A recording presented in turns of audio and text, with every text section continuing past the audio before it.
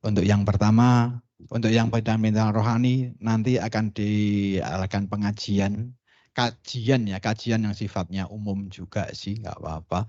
Terus kemudian yang kajian untuk bimbingan mental yang sifatnya kejiwaan akan kita sampaikan tali asih bagi kawan-kawan PBN. Oleh karena itu untuk menyingkat waktu,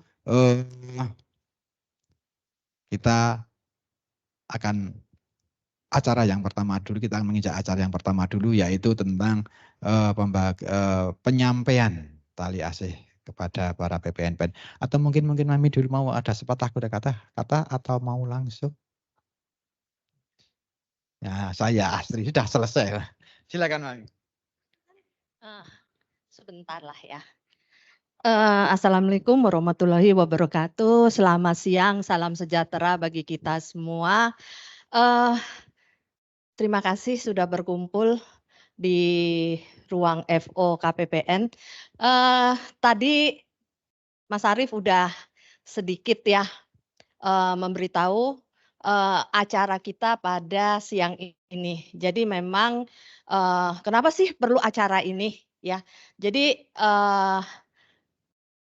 IKU pembinaan mental itu terbagi menjadi 4 ya, ada integritas, ada kejiwaan, ada kerohanian, dan ada kompetensi ya kan. Nah, setiap triwulan kita harus melaksanakan keempat kegiatan itu ya. 2 diantaranya pejabat administrator harus menjadi narasumber. Terus Sebenarnya kegiatan ini apakah hanya cuman di DJPB? Enggak, ya. Tapi kegiatan ini dilakukan untuk Kementerian Keuangan keseluruhan, ya. Tujuannya apa sih diadakan sampai dibuat IKU pembinaan mental? Sebenarnya salah satunya adalah mempererat hubungan antara atasan dan bawahan, ya. Kemudian melaksanakan silaturahmi, ya kan. Terus kemudian tidak ada batasan, ya, antara kalau sekarang mungkin di tempat lain, ya, mesti ada batasan antara, oh saya ini pimpinan, ya kan. Oh kamu bawahan, ya. Tapi yang jelas kalau di DJPB udah nggak ada ya seperti itu, ya. Kita sama, yaitu sama-sama kita bekerja sama untuk kepentingan kantor dan juga organisasi ya. Nah, untuk triwulan kedua ini kebetulan kita punya momen yang sangat indah ya. Di bulan Ramadan ini mungkin ini puasa yang hari ke-22 tapi juga ada hari yang ke-23. Kan ada perbedaan ya antara Muhammadiyah dan pemerintah. Jadi antara hari ke-22 dan 23 ya. Jadi di hari yang berbahagia ini kita KPPN Bogor ya akan mengadakan kegiatan pembinaan mental. Selamat sore Ibu. Kegiatan pembinaan mental yaitu kerohanian ya, nanti kajian dengan Pak Ustadz. Yang satu lagi adalah kejiwaan ya. Kejiwaan itu adalah kita berbagi ya. Jadi di acara ini teman-teman ya, kami pegawai ya. Jadi kami pegawai KPPN Bogor ini ingin berbagi ya, ingin berbagi kepada teman-teman PPNPN dan kemudian adik-adik PKL ya. Jadi mungkin kalau dilihat, jangan dilihat nilainya ya, tapi lihatlah adalah ketulusan kami ya memberikan sedikit berbagi. Oh iya, lupa Pak Marbot ya. Bapak maaf ya, saya belum sebut. Namanya siapa, Pak Agus ya? Oh iya Pak Agus, maaf ya belum disebut tadi, ya kan? Jadi di sini kita berbagi, maksudnya susah seneng kita sama-sama, ya kan?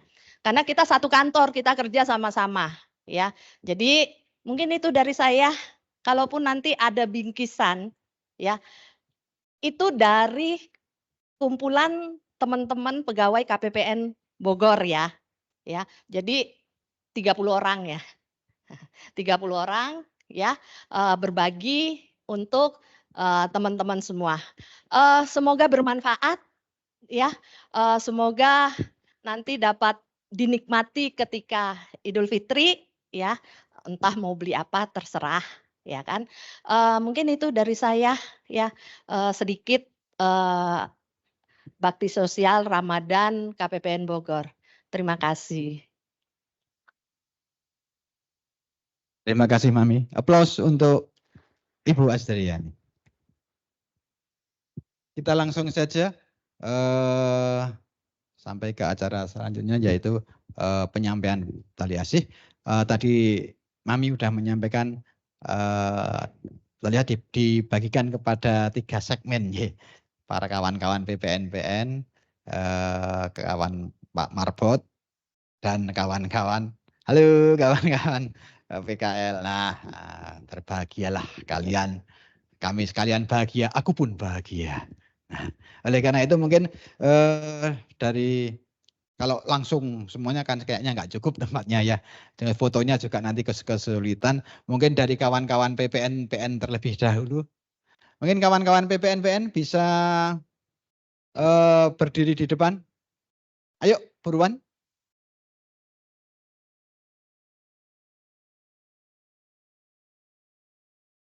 Ayo. Diwakili Pak Agus nanti, Pak Agus. Pak Agus duduk dulu. Agak maju biar nggak dempet-dempetan nggak apa-apa.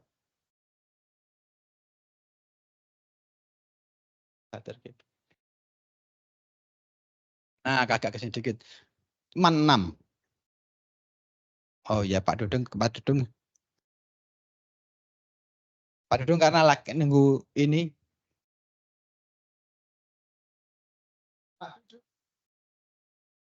Bentar. Ya, Ibu, silakan Ibu. Hah? Ayo.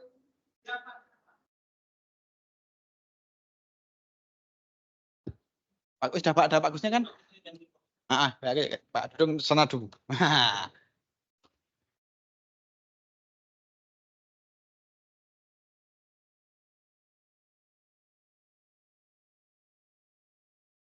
Awas jangan disepak Pak Dudung. Nanti karena ini. Oke.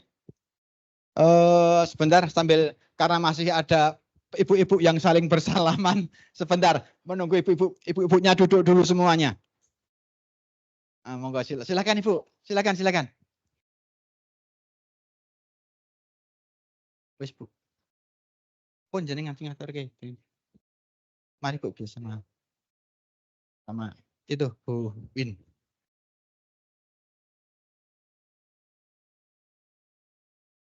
Penyerahan akan fotografer ya oke. Sambil kelihatan bakti sosial tulisannya di sana ya.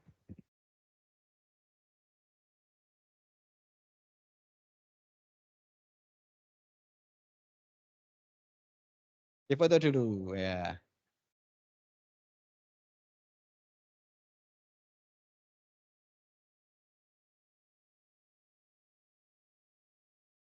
Iya.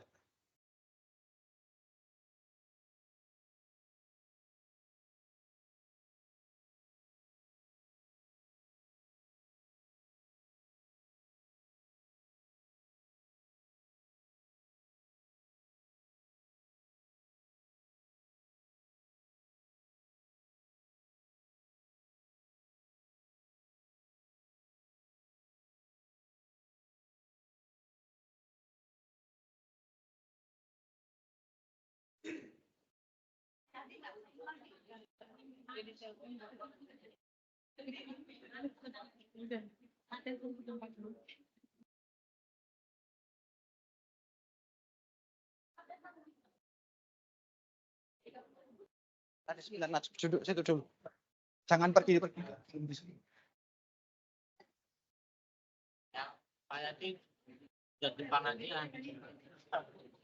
Dapat. Tahu tadi ada. Mau ono jelas hilang kan. PKLC akan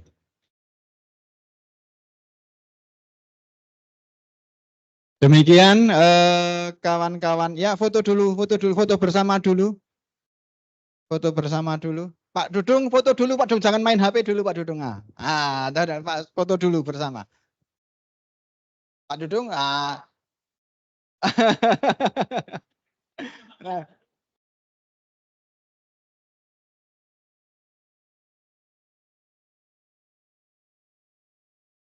Ya, terima kasih semuanya.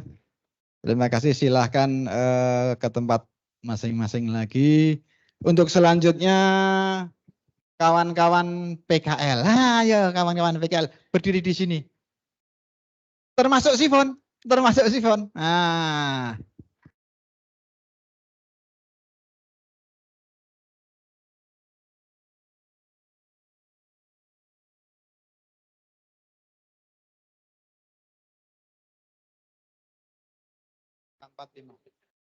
lima.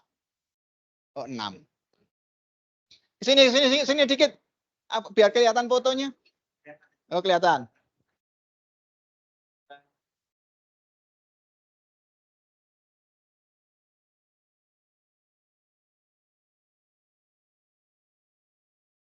Ke sini. Biar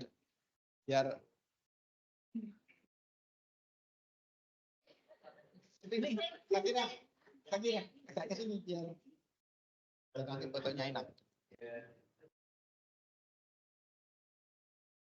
Sini Novi, agak.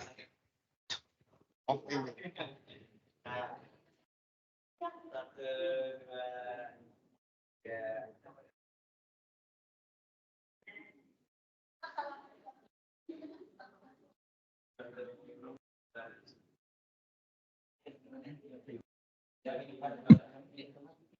Ya, rondong kita.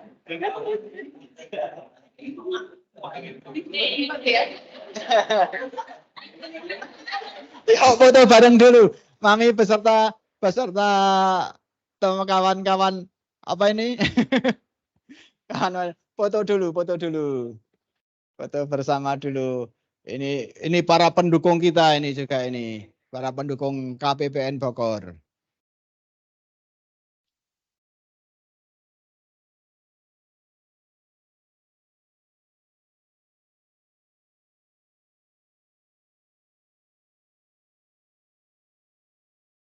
Oke, terima kasih.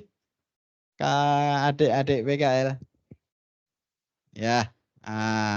Satu lagi kepada Pak Agus Marbot, monggo silahkan untuk berdiri sebentar. Sebentar.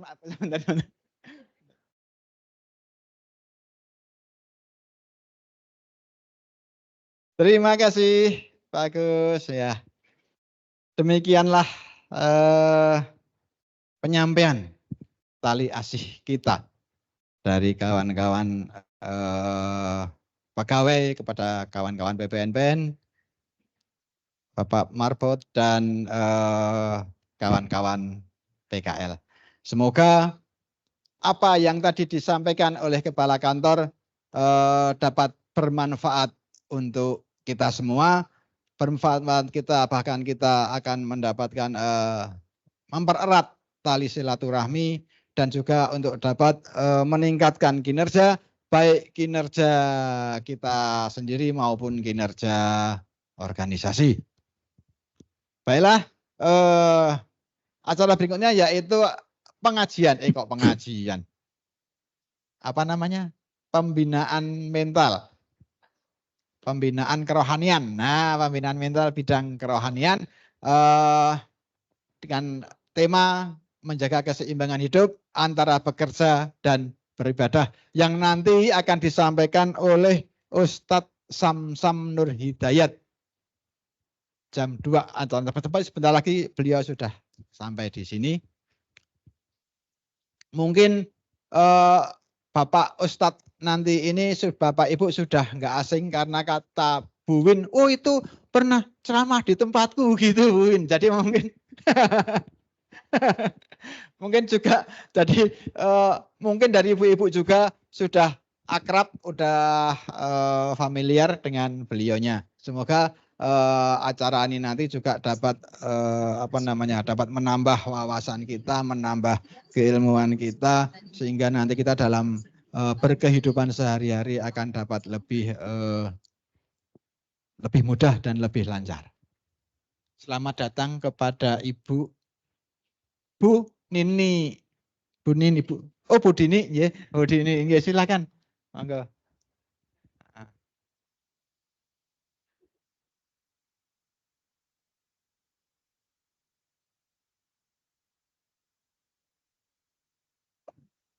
Sambil menunggu Pak Ustadz, nah, enggak apa-apa, ke sana dulu enggak apa-apa, nanti kalau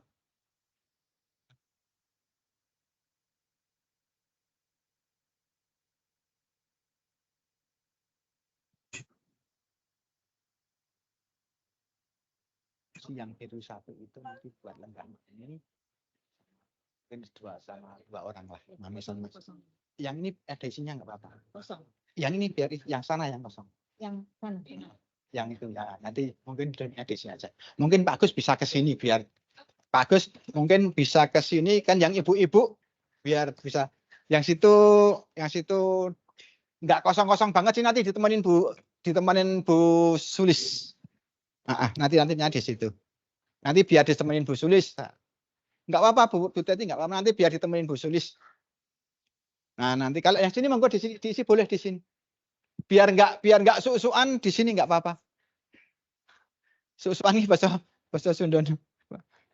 Mosok berjubel. Monggo silakan sini duduk sini enggak apa-apa Ibu. Monggo Ibu. Yang nanti biar nanti sekarang. Yang nanti biar enggak berdesak-desakan. Mungkin 3 orang ke sini. Silakan 3 orang bisa duduk di sini. Lewat depan sini loh, Bu. Nah, jangan sempat lewat Bu, lewat sini, Bu. Bu, lewat sini, Bu. Lewat depan sini, Bu, lewat depan. Nah, lewat depan sini. Nah. Yang Bu Elvira sana. Nah. Nanti sini buat kami. Nah, kayak gini kan enggak susuan, enggak desek-desekan, lega kan. Nah, enggak umpel-umpelan, jadi lega. Bu Enjun bisa bernapas dengan lega.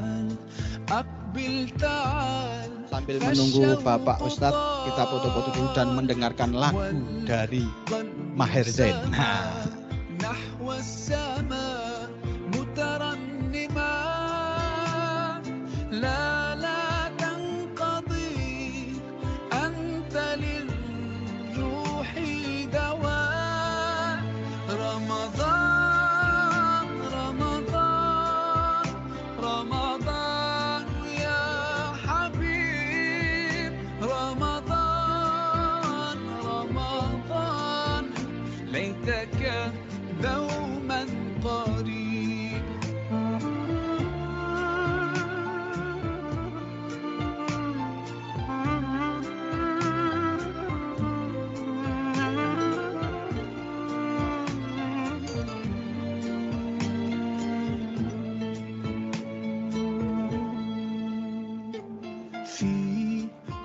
الحب زاد عم العباد يا خير زاد رمضان يا شهر القرآن فيك أذوق حلاوة الإيمان لا تنقضي أنت للروح دواء رمضان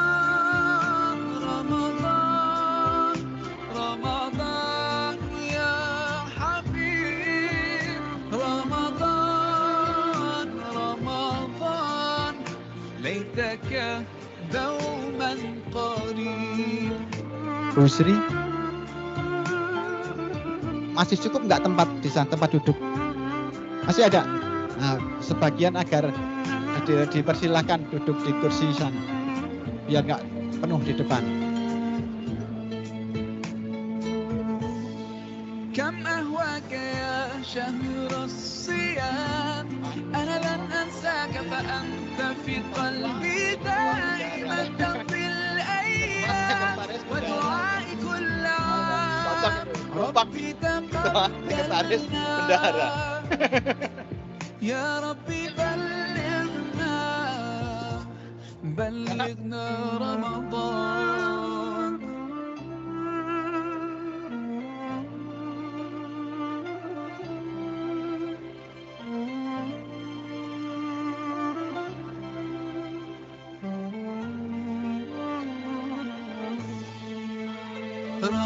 رمضان رمضان رمضان يا حبيب، رمضان رمضان ليتك دوما قريب، رمضان رمضان رمضان يا حبيب، رمضان رمضان ليتك دوما قريب، ليتك دوما قريب.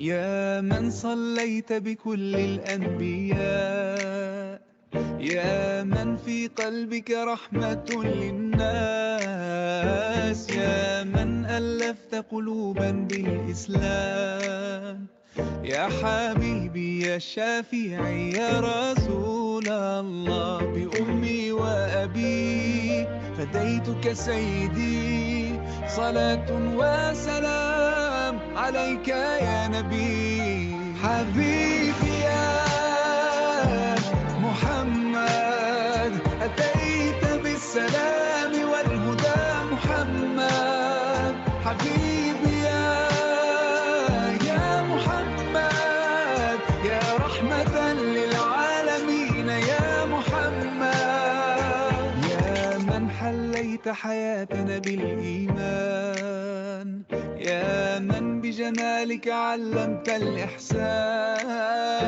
يا من نورت قلوبنا بالقرآن، يا حبيبي يا شافعي يا رسول الله، بأمي وأبي فديتك سيدي، صلاة وسلام عليك يا نبي، حبيبي يا محمد، أتيت بالسلام والهدى محمد، حبيبي يا محمد، يا رحمة للعالمين يا محمد.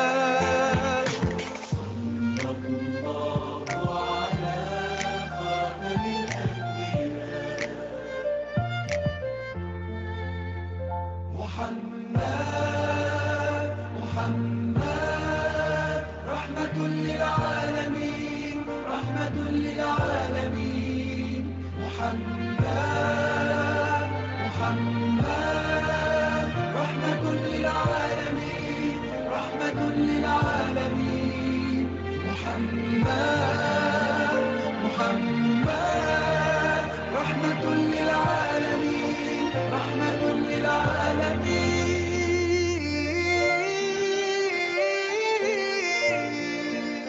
حبيبي يا محمد، أتيت بالسلام والهدى محمد، حبيبي يا محمد، يا رحمة للعالمين يا محمد، حبيبي يا محمد، أتيت بالسلام والهدى محمد، حبيبي يا محمد، يا رحمة للعالمين يا محمد.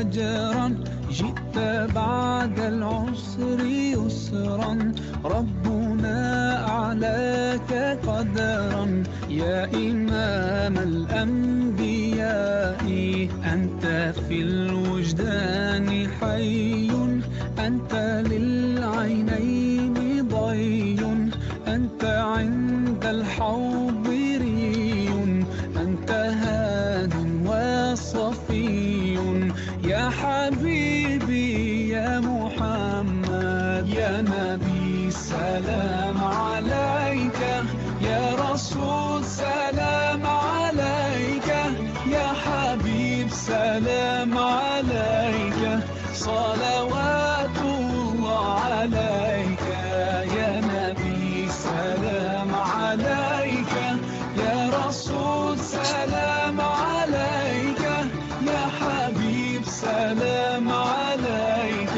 صلوات الله عليك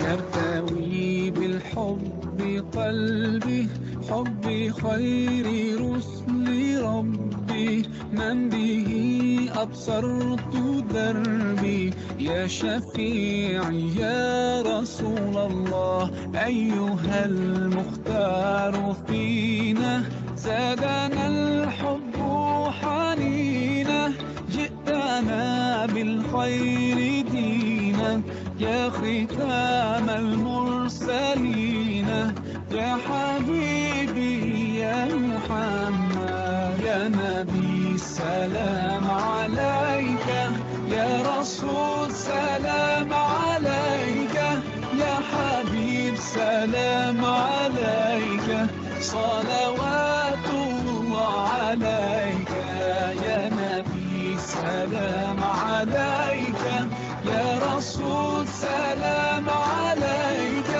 يا حبيب سلام عليك صلوات الله عليك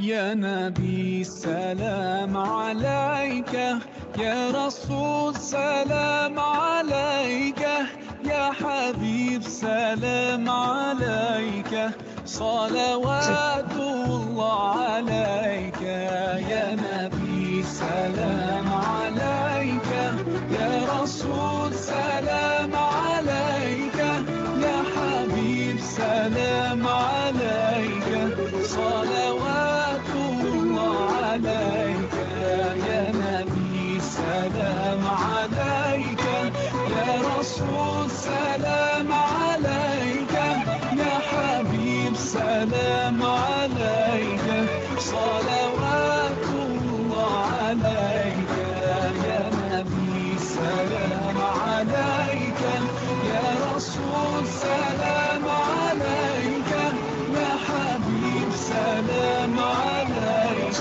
صلوات الله عليك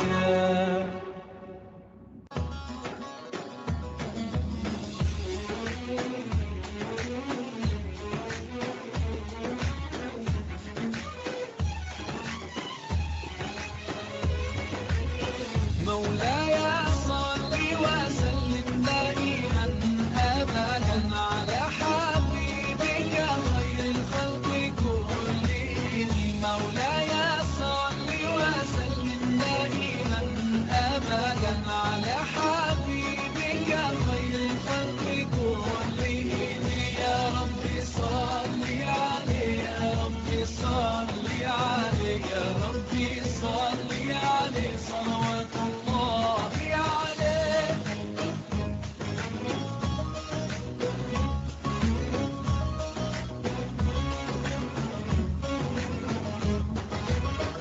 البدر كطلعته وجه جميل والشمس كبسمته ظل ظليل هو عبد الله سيد الخلق ومصطفاه وحبيب الله خير مبعوث بوحي الله مولاي صل وسلم دائما أبدا على حبيبك خير الخلق كلهم مولاي صل وسلم دائما أبدا على حبيبك خير الخلق كلهم يا رب صل عليه يا رب صل عليه يا رب صل عليه صلوات الله عليه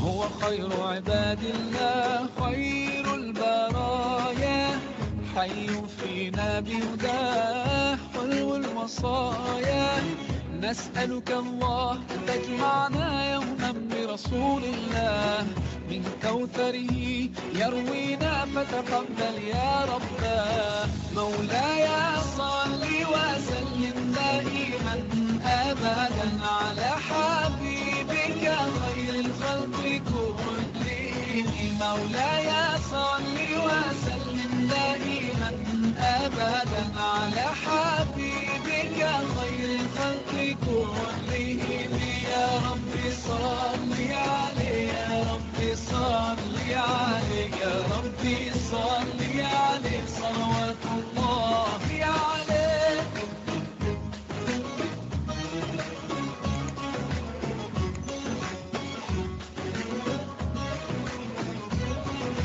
طاهر القلب نقي ذاكر لله المصطفى الصفي صلى عليه الله أخلاقه وصفاته سبحان من سواه هو قدوتي وحبيبي ودعوة النجاة يا رسول الله يا حبيب الله فاكتب لنا نلقاه ندعوك يا رباه مولاي صل وسلم دائما أبدا على حبيبك خير الخلق كلهم مولاي صل وسلم دائما أبدا على حبيبك خير الخلق كلهم يا رب صل عليه يا رب صل عليه يا رب صل عليه صلوات الله عليه مولاي صل وسلم دائما أبدا على حبيبك خير الخلق كلهم مولاي صل وسلم دائما أبدا على حبيبك خير الخلق كلهم يا رب صل عليه يا رب صل عليه يا رب صل عليه صلوات الله عليه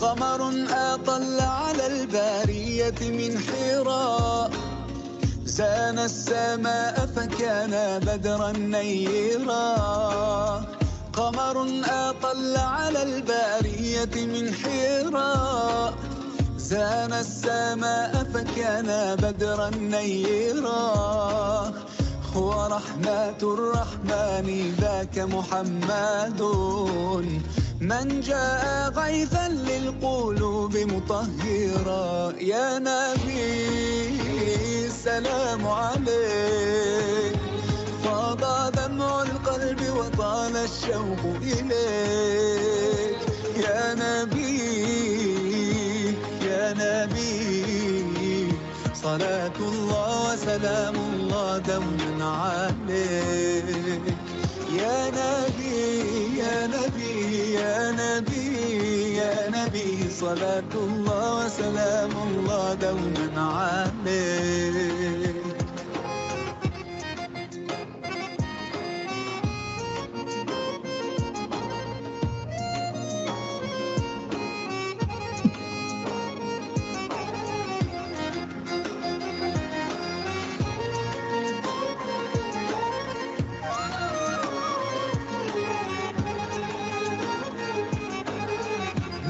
المحبة والهداية والسلام حاء الحقيقة قد محى كل الظلام ميم المحبة والهداية والسلام حاء الحقيقة قد محى كل الظلام والميم محمود حوى طهر الخصال والدال داع للهدى والاعتدال يا نبي السلام عليك Bismillah. Assalamualaikum warahmatullahi wabarakatuh. Kerjaakum syahrul Ramadana, kerjaakum syahrul mubarak. Telah datang kepada kalian bulan yang penuh berkah. Hadis riwayat Ahmad. Sejenak, izinkan saya selaku pembawa acara menyapa yang terhormat Kepala KPPN Bogor Ibu Astriani, yang terhormat Bapak Ustadz Samsan Nur Hidayat, yang terhormat Ketua DKM Masjid Al-Amanah Bapak Nur Hidayat Firmansyah, dan yang kami hormati Bapak Ibu para pensiunan, pejabat pengawas, pejabat fungsional, dan seluruh pegawai KPPN Bogor.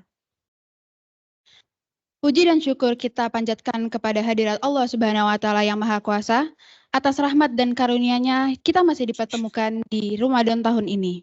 Sholawat dan salam kita curahkan kepada Nabi Muhammad SAW, Nabi akhir zaman, pencerah hati dan pikiran manusia.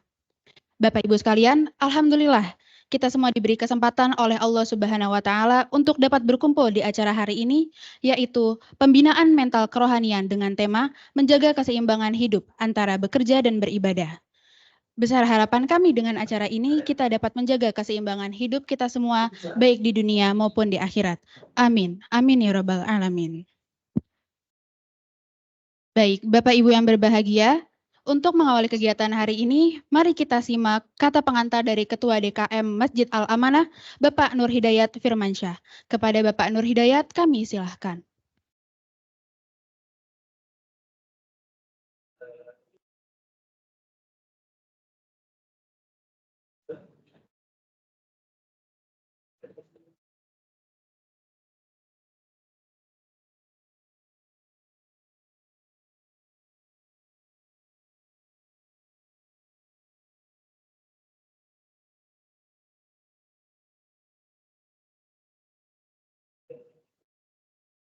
Bismillahirrahmanirrahim. Assalamualaikum warahmatullahi wabarakatuh. Innal hamdalillah nahmaduhu wa nasta'inuhu wa nastaghfiruh wa na'udzu billahi min shururi anfusina wa min sayyiati a'malina. May yahdihillahu fala mudilla lahu wa may yudlil fala hadiya lahu. Asyhadu an la ilaha illallah, asyhadu anna Muhammadan abduhu wa rasuluh, la nabiyya ba'da. Puji dan syukur kita panjatkan Allah Subhanahu wa Ta'ala atas segala karunia dan nikmat-Nya, sehingga alhamdulillah hingga saat ini di bulan yang penuh barokah, bulan yang penuh keberkahan, bulan yang penuh maghfirah, kita masih diberi kesempatan oleh Allah untuk beribadah mengikuti di bulan yang penuh keberkahan ini. Semoga ibadah yang kita lakukan dari pagi hingga malam mendapatkan ridhonya Allah Subhanahu wa Ta'ala, dan Allah mengampuni segala dosa dan khilafat yang kita lakukan. Alhamdulillah, qadarullah, kami kemarin kami bertiga ya, sebelumnya saya mohon Mas Sunti dan Mas Iwan untuk menemani saya di depan.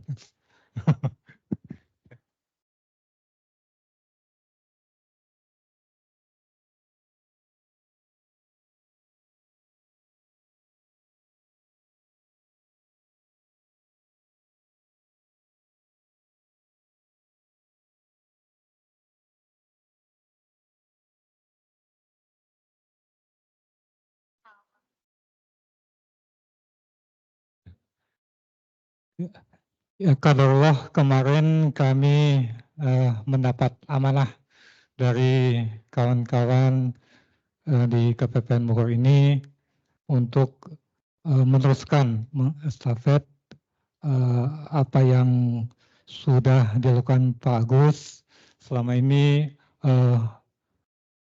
mengelola atau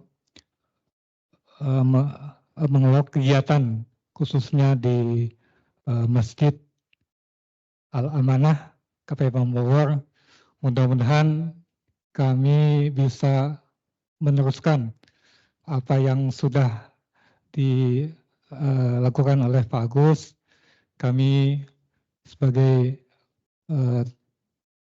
tim yang baru DKM mengucapkan terima kasih pada Pak Agus apa yang telah dilakukan selama ini. Semoga apa yang dilakukan menjadi ladang ibadah Pak Agus di akhirat nanti.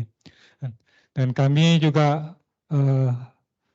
memerlukan dukungan, saran dan masukan dari Pak Agus khususnya dan juga jamaah Masjid Al-Amanah agar kegiatan kita nantinya bisa lebih hidup lagi, bisa lebih semarak lagi, dan kami juga perlu masukan, perlu bantuan dan juga perlu saran ya, dan segalanya yang kita dengan niatan luruskan, kita meneruskan niat bahwa semua yang kita lakukan adalah semata-mata untuk mencarinya ridha Allah Subhanahu wa Ta'ala. Perlu kami sampaikan bahwa untuk formatur kepengurusan DKM Masjid Al-Amanah, saya sebagai ketua, kemudian untuk bendaharanya kami amanahkan kepada Mas Sunti Widodo, dan sebagai sekretaris adalah Mas Iwan Setiawan. Kemudian untuk tim di Akhwat, kami mohon persediaannya untuk mengkoordinir Bu Dani dan Mbak Sri Mulyani. Jadi kami ingin kegiatan-kegiatan nanti baik Akhwat maupun Iwan bisa saling berjalan ya. Jadi ada kegiatan-kegiatan yang misalnya untuk kebutuhan nanti bisa di momen-momen di mana misalnya para Iwannya sholat Jumat nanti mungkin bisa diisi dengan kajian di Akhwatnya ya. Nah, demikian mungkin yang bisa kami sampaikan.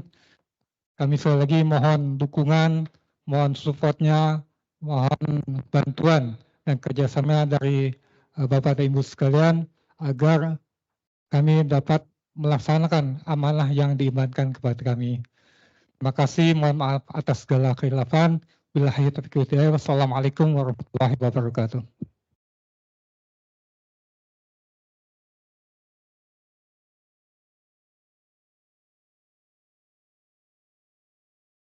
Terima kasih kepada Bapak Nur Hidayat, Bapak Iwan, dan Bapak Sunti. Selanjutnya, marilah kita simak bersama sambutan yang akan disampaikan oleh Kepala KPPN Bogor, Ibu Astriani. Kepada yang terhormat Ibu Astriani, kami silahkan.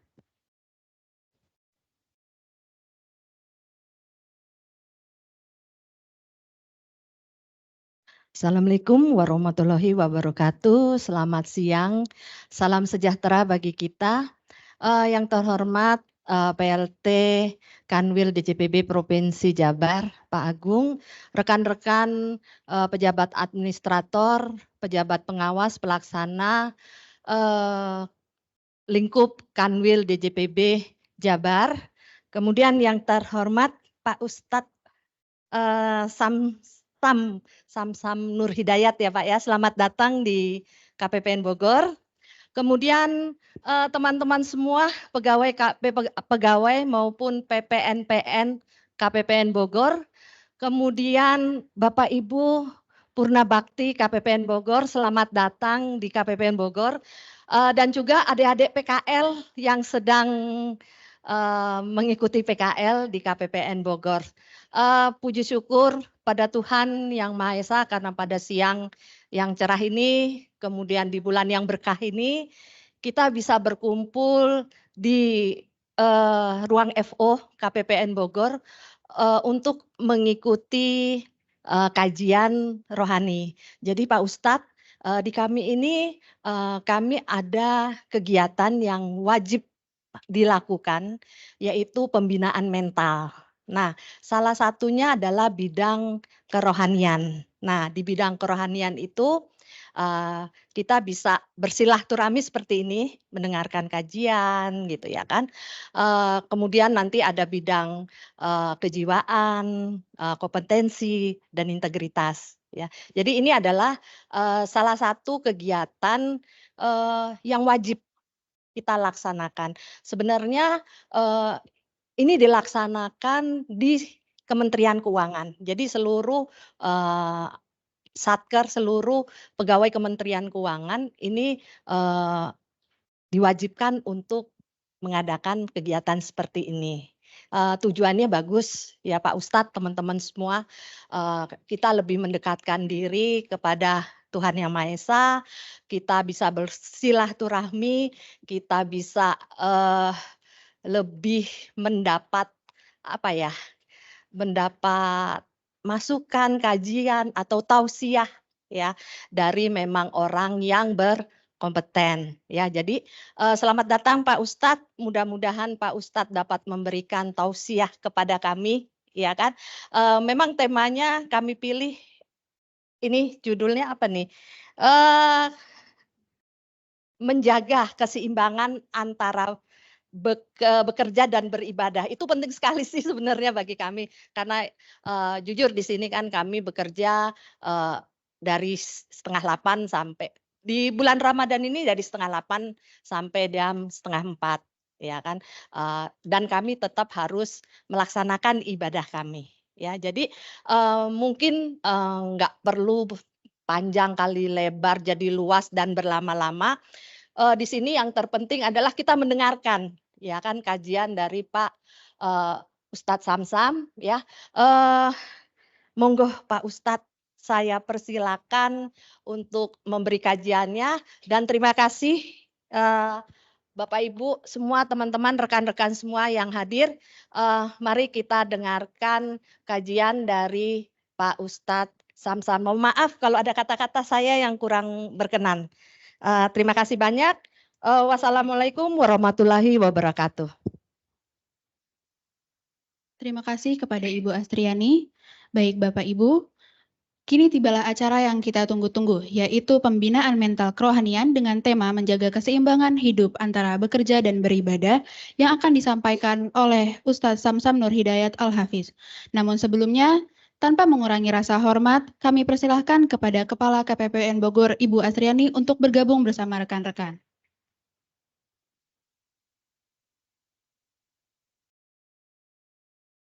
Baik, kepada Ustadz Samsam Nur Hidayat Al-Hafiz, kami persilahkan. Saya izin berdiri boleh, Bu? Supaya gak ngantuk. Bismillahirrahmanirrahim. Assalamualaikum warahmatullahi wabarakatuh.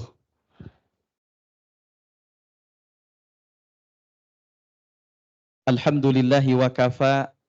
Wassalatu wassalamu ala rasulil mustafa. Nabiyyina Muhammad ibn Abdillahi dhawis sidqi wal wafa. Asyhadu an la ilaha illallah wahdahu la syarika lah. Wa asyhadu anna Muhammadan abduhu wa rasuluhu la nabiyya ba'dah. Allahumma salli wa sallim wa barik ala nabiyyina Muhammadin wa ala alihi wa sahbihi ajma'in. Subhanaka la ilma lana illa ma 'allamtana innaka antal alimul hakim. Allahumma inna nas'aluka ilman nafi'an wa rizqan tayyiban wa amalan salihan mutaqabbala. Allahumma aghnina bil ilmi wa zayyina bil hilmi wa akrimna bit taqwa wa jammilna bil afiyah, amma ba'd. Yang kami hormati Ibu Ketua KPPN Bu Astriani, yang kami hormati juga tadi Pak Ketua DKM, yang ternyata namanya ada Nur Hidayatnya ya Pak. Sepertinya satu marga kita Pak. Saya Samsam Nur Hidayat, beliau Nur Hidayatnya di depan tapi. Dan Bapak Ibu sekalian yang mudah-mudahan senantiasa diberikan keberkahan oleh Allah Subhanahu wa Ta'ala. Kabarnya sehat semuanya? Masya Allah. Mudah-mudahan senantiasa kita diberikan kesehatan, keberkahan, usia yang panjang, dan bisa menebarkan manfaat dalam kehidupan.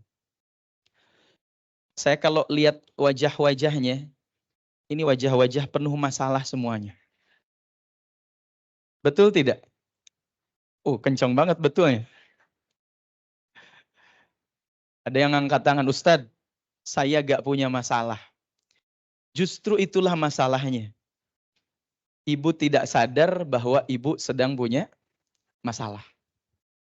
Ya. Dan memang hidup ini 24 jam isinya adalah masalah. Sepakat atau tidak? Sepakat ya. Kalau gak sepakat silakan pulang Pak ya. 24 jam isinya masalah. Semakin kita dewasa, masalah kita bertambah atau berkurang? Bertambah. Orang sukses itu masalahnya banyak atau sedikit? Berarti kalau mau sukses harus banyak? Ya. Jadi ibu pulang dari sini langsung ke rumah cari masalah. Kata suaminya, kenapa Bu cari masalah? Pengen jadi orang sukses. Begitulah kehidupan. Maka dalam hidup ini jangan pernah kita berdoa meminta sama Allah agar dikurangi masalah. Karena ternyata semakin posisi kita tinggi, jabatan kita tinggi, kedudukan kita tinggi, masalahnya semakin banyak. Dan manusia diciptakan oleh Allah dalam rangka menyelesaikan masalah. Ya. Dan dalam surah Al-Mulk, surah Tabarok, Allah berfirman yang di situ menyatakan bahwa kita ini semuanya punya masalah atau akan diuji dengan ujian. Apa kata Allah? A'udzu billahi minasyaitonir rajim. Alladzi khalaqal mauta wal hayata liyabluwakum ayyukum ahsanu amala. Wahuwal azizul ghafur. Yang artinya wallahu alam bimuradih, alladzi khalaqal maut, Allah yang telah menciptakan kematian, wal hayata, dan juga kehidupan. Apa tujuannya? Liyabluwakum ayyukum ahsanu amala. Untuk menguji kalian, untuk menguji kita sebagai manusia, siapa yang paling baik amalnya. Ternyata visi hidup kita Pak, visi hidup kita Bu, adalah mempersembahkan amal yang terbaik. Jadi ketika muncul masalah jangan takut. Dan banyak orang menganggap bahwa yang namanya ujian, yang namanya masalah, itu yang sempit-sempit. Itu yang membuat hati diri tidak senang, tidak enak. Ibu gak punya duit, bilang dalam hati, oh ini masalah. Ya, sakit, oh ini masalah, ini ujian. Kemudian disakitin orang, ini bilangnya ujian, ini masalah. Padahal sebetulnya kita sehat, lagi banyak uang, punya waktu luang, pertanyaannya itu ujian juga atau bukan? Ujian. Cuman banyak orang yang menganggap bahwa yang namanya ujian itu yang sempit-sempit saja. Padahal justru Pak, yang lebih berbahaya adalah ujian dalam bentuk kelapangan. Dalam bentuk kesenangan. Kata Nabi dalam salah satu hadis, la akhsha alaikumul faqra. Aku tidak takut kalian diuji dengan kefakiran, kemiskinan, kesempitan. Kenapa? Tatkala manusia diuji dengan kesempitan, kefakiran, kemiskinan, banyak yang lulus. Tapi yang aku takutkan, kata Nabi, walakin akhsha an tuftaha lakumud dunya. Justru yang lebih aku takutkan, tatkala dibukakan pintu-pintu dunia. Bapak udah taraweh pulang dari masjid. Sendal hilang Pak. Dalam hati pasti bilang, ya Allah ya Rob, saya sedang diuji. Karena sendalnya hilang. Gak tahu hilang, gak tahu ada yang nuker pokoknya. Tapi kalau kita pulang dari masjid Pak, habis taraweh, dikasih uang, ada orang yang ngasih uang 500.000. Bilangnya itu ujian atau rezeki anak soleh Pak? Pasti kita bilang alhamdulillah dapat rezeki anak soleh. Padahal hakikatnya itu ujian atau bukan? Ujian. Tuh, banyak orang yang sadar kalau ketika ditimpa kesempitan, ujian, masalah. Tapi sedikit orang yang sadar ketika ditimpa dengan kelapangan, kesenangan, kebahagiaan, sedikit yang sadar ini ujian. Ya, padahal kesenangan, kesempitan, bahagia, sedih, semuanya adalah ujian. Siapa yang paling bahagia? Dia yang bersyukur ketika mendapatkan kesenangan, kebahagiaan, dan dia yang bersabar ketika diuji dengan kesempitan, ketika diuji dengan kesedihan. Bapak Ibu yang Allah muliakan, materi kita sangat menarik hari ini, ya, tentang menjaga keseimbangan hidup antara bekerja dengan ibadah. Pertama, ya, manusia, kalau sebagai muslim kita meyakini bahwa manusia diciptakan untuk ibadah. Wa ma khalaqtul jinna wal insa illa liya'budun. Begitu kan ayatnya ya. Wa ma khalaqtul jinna, dan tidaklah aku menciptakan jin wal insa, dan juga manusia, kata Allah. Apa tujuannya? Illa liya'budun, kecuali untuk ibadah. Jadi sebetulnya semua hidup kita, Bu, dari mulai bangun tidur sampai tidur lagi, itu harusnya jadi ibadah. Banyak orang meyakini bahwa yang namanya ibadah itu hanya buat muslim, sholat, puasa, ya, haji, umroh. Padahal seluruh aktivitas kebaikan kalau diniatkan untuk ibadah, pertanyaannya, dapat pahala atau tidak, Bu? Dapat. Dalam agama ini kan ada 3 ya. 1 ada perintah, 2 ada larangan, 3 ada mubahat. Apa itu mubahat? Sesuatu yang boleh. Diperintahkan enggak, dilarang juga enggak. Apa contoh perintah? Sholat. Ya, kita hari ini bulan Ramadan puasa. Mungkin menunaikan haji, zakat, perintah, begitu kan? Ada juga larangan. Larangan mencuri, larangan berzina, larangan minum khamar, dan sekian banyak larangan. Kalau ngerjain perintah dapat pahala, ngejauhin larangan dapat pahala. Tapi juga ada dalam bentuk namanya mubahat. Sesuatu yang boleh. Netral di situ. Kalau tidak dikerjakan, nggak apa-apa. Dikerjakan juga nggak apa-apa. Contohnya, makan. Ya, makan itu, saya nggak mau makan misalkan. Boleh tidak secara agama? Boleh. Atau saya mau makan, boleh tidak? Boleh. Walaupun memang hobi manusia itu, saya sudah survei di banyak tempat. Ya, kalau saya tanya, doa apa yang paling hafal? Ternyata orang itu doa yang paling hafal 2. 1 doa makan, 2 doa tidur. Ini kelihatan ya, kalau bulan Ramadan tuh, kalau bulan Ramadan lagi libur, kadang-kadang ba'da subuh kita tidur sampai zuhur kan. Ditanya kenapa tidur terus? Pakai hadis dia. Naumus shaimi ibadah. Tidurnya orang yang puasa itu ibadah, dia bilang. Kalau libur, ya, ba'da subuh tidur sampai zuhur. Zuhur tidur lagi sampai asar. Asar nanti tidur lagi sampai maghrib. Sampai terdengarlah azan maghrib. Allahu Akbar, Allahu Akbar. Terus dia bilang, alhamdulillah ya Allah, puasa hari ini terasa begitu cepat. Ya isinya tidur semua. Ya. Kalau nggak suka itu apa? Biasanya makan, betul kan? Doa makan tuh. Makanya kenapa Ramadan tuh kelihatannya kalau kita tuh banyak yang kalau puasa tuh kayaknya lemas gitu ya. Kayaknya kerja pun seadanya aja deh. Yang penting menggugurkan kewajiban, ya.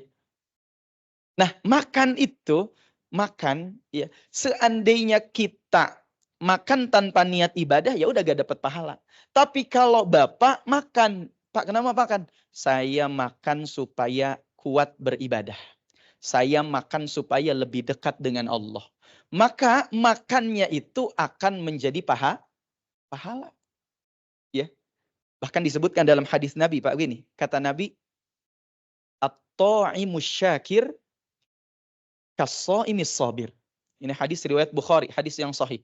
At-ta'imus syakir, orang yang makan sambil bersyukur, kas-sha'imis sabir. pahalanya sama dengan orang yang berpuasa sambil bersabar. Pertanyaannya, kalau pilihannya makan dan puasa, pahalanya sama, saya tanya, mending makan apa mending puasa? Ini bapak-bapak masih sepakat makan mulu jawabannya.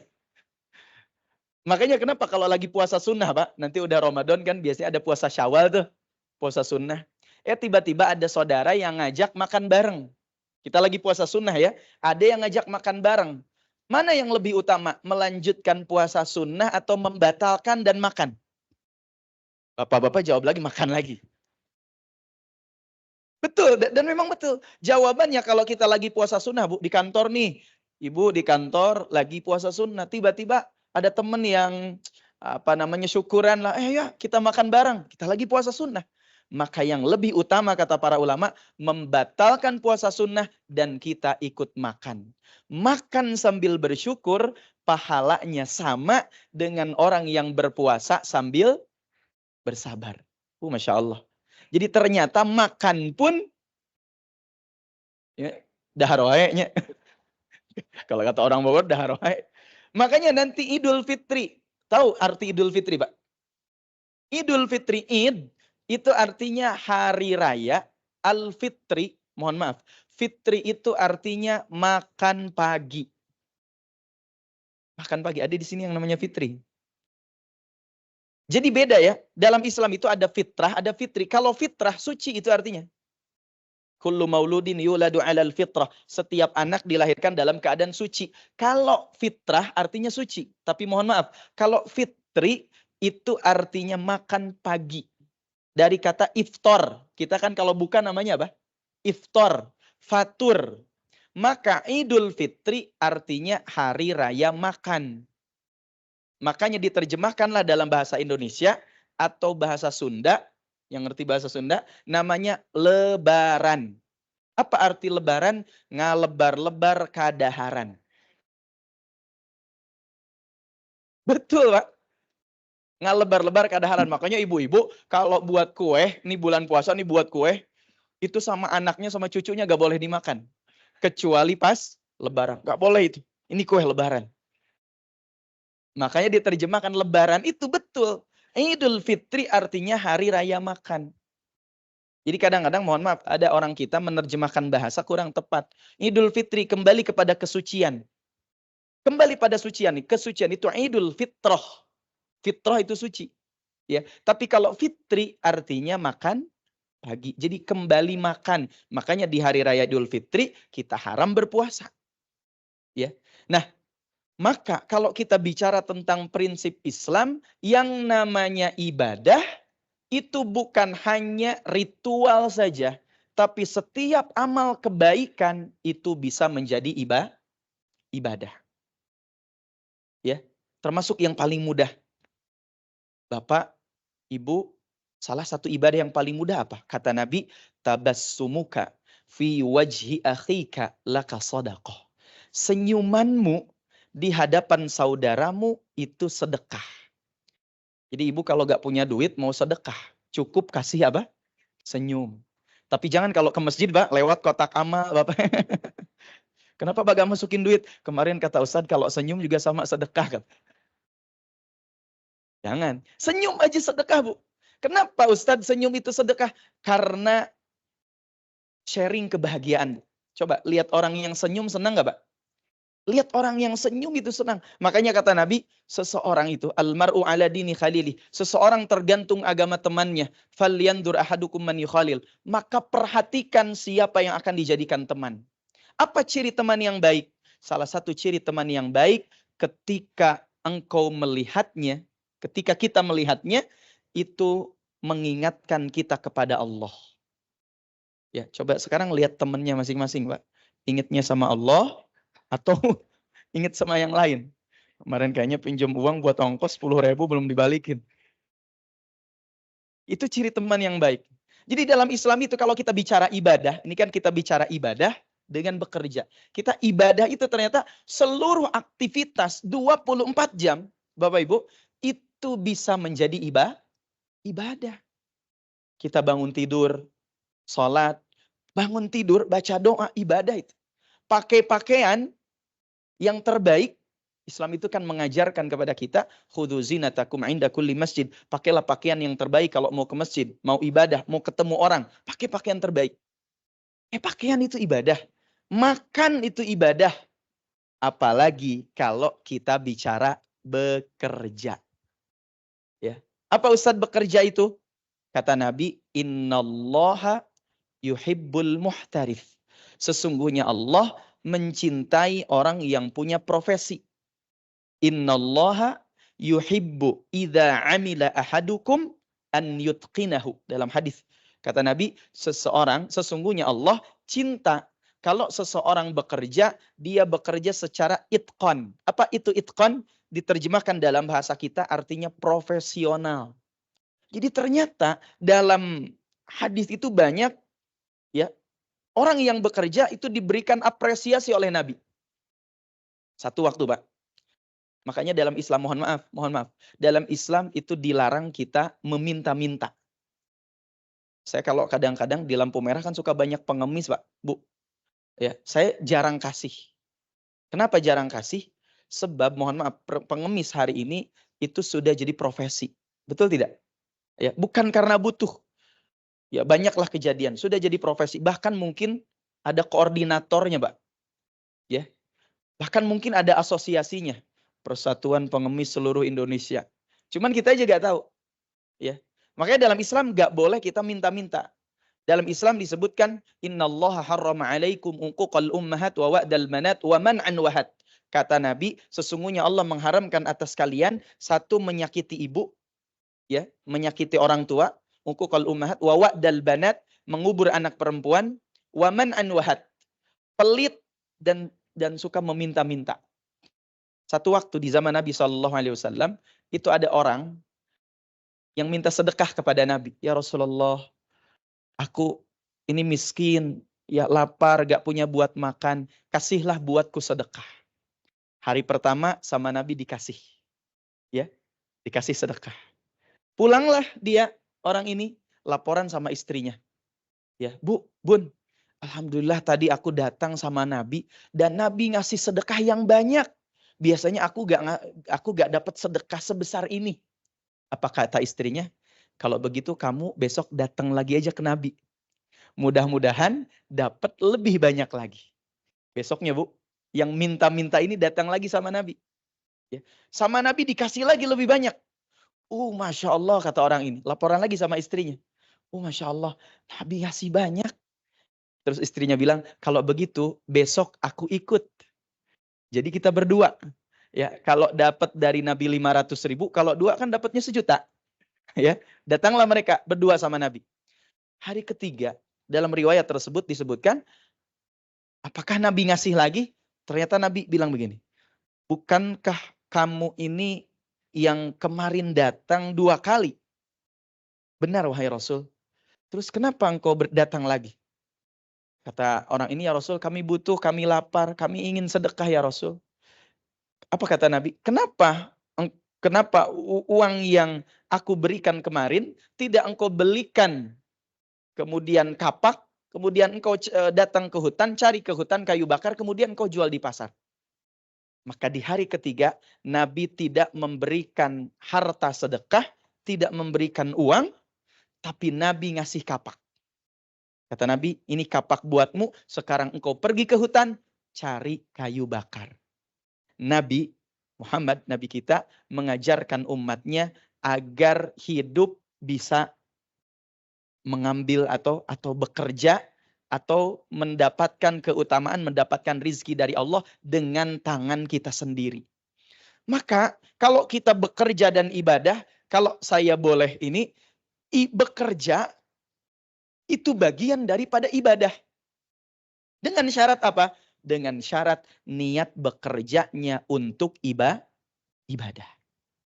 Saya ngajar di sekolah, itu saya niatkan kalau pergi, ya Allah ya Rob, mudah-mudahan ini jadi ibadah. Bahkan seluruh pekerjaan kita, Pak Bu, datang ke kantor, dari rumah kemudian kita baca doa Bismillahirrahmanirrahim, tawakkaltu 'alallah dan seterusnya. ya, kemudian tawakal sama Allah, minta sama Allah rizki yang halal dan seterusnya, maka bekerja kita akan menjadi ibadah. Maka tadi prinsipnya hayatuna kulluha ibadah. Hidupku semuanya adalah untuk ibadah. Maka kalau bekerja ini, kita bekerja di kantor ini ingin jadi ibadah, yang pertama harus dilakukan adalah satu, luruskan niat. Niatkan bahwa kita pergi ke kantor, bahkan kita pergi beraktivitas, itu dalam rangka ibadah. Dalam Al-Quran, Pak Bu, Allah saja itu sibuk. Dalam Al-Quran disebutkan, kulla yaumin huwa fi sya'nin. Setiap hari Allah itu berada dalam kesibukan. Masa kita tidur terus kan? Malu sama Allah. Ya, maka menjaga keseimbangan hidup antara bekerja dan ibadah, memang kadang-kadang seakan-akan ini bentrok. Kalau kita sibuk bekerja, akhirnya ibadah apa? Lalai. Ya, padahal dalam Islam, kalau niatnya bekerja untuk ibadah, maka bekerjanya dia akan mendapatkan pahala dari Allah. Ketika ditanya, Pak, untuk apa bekerja? Ya, bekerja dalam rangka ibadah. Apalagi yang laki-laki, ketika bekerja, hasil uangnya kemudian diberikan kepada istrinya, diberikan kepada anak-anaknya, maka itu menjadi sedekah. Ya, maka itu menjadi sedekah. Dan sedekah, pertanyaannya, sedekah itu ibadah atau bukan? Jelas ibadah. Ya. Dan seorang muslim, apa bekerja itu harus seperti apa agar menjadi ibadah? Satu, kerjanya harus kerja ikhlas. Satu, kerja apa, Pak? Kerja ikhlas. Ustadz, apa itu kerja ikhlas? Kadang seringkali kita tuh banyak menafsirkan ikhlas itu salah. Ya, kita misalkan bekerja sama kerjanya ikhlas karena Allah aja. Dalam benak kita, ketika ada orang bilang kerja saya ikhlas karena Allah aja, apa dalam benak kita? Oh, itu kerjanya gratis.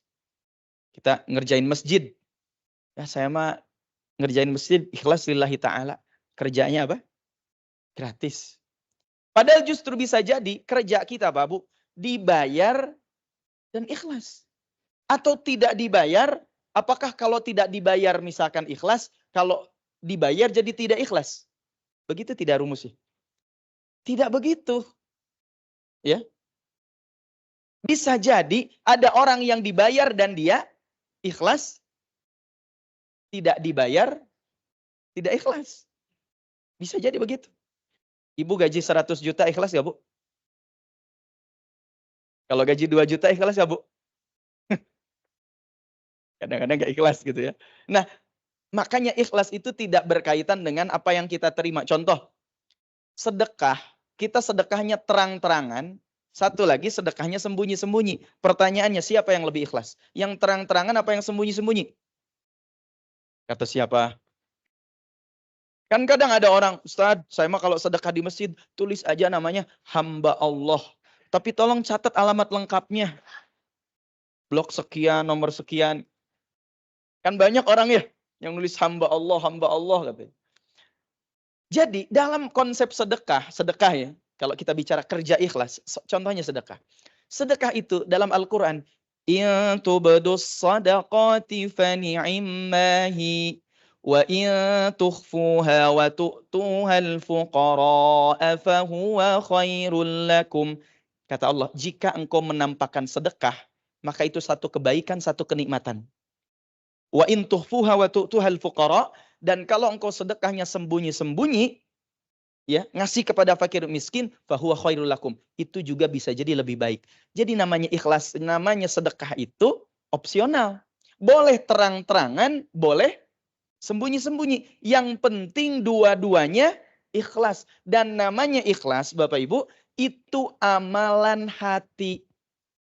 Jadi kita tidak bisa melihat, kamu kayaknya gak ikhlas ya. Orang bilang misalkan begini, ikhlas gak nih dipinjam duitnya 5 juta? Ikhlas dunia akhirat. Pertanyaan, ikhlas gak? Enggak tahu. Karena yang tahu ikhlas itu hanya dirinya sama Allah. Hanya kita sama Allah. Boleh jadi sedekah yang terang-terangan itu jauh lebih ikhlas daripada sedekah yang sembunyi-sembunyi. Bisa jadi. Saya di dekat rumah, dulu pernah ada masjid, bocor, Bu. Ya, itu gak ada yang peduli awalnya. Gak ada yang peduli. Ya, Tiba-tiba ada datang inilah sesepuh kami Pak Haji, kita manggilnya Pak Haji. Kata Pak Haji, kenapa nih masjid? Bocor Pak Haji. Oh ya udah, berapa biaya yang dibutuhkan? Sekian, kalau nggak salah 10 apa 12 juta. Ya udah kalau gitu, kata Pak Haji, saya nyumbang, itu di hadapan banyak orang. Saya nyumbang 4 juta buat benerin ini. Akhirnya yang lain termotivasi buat ikut Pak. Oh saya nambahin deh 2 juta, saya nambahin 3 juta. Sedekahnya terang-terangan nggak Pak Haji? Terang-terangan. Dan ketika terang-terangan kemudian orang lain ikut untuk juga bersedekah, maka Pak Haji ini dapat pahala gak?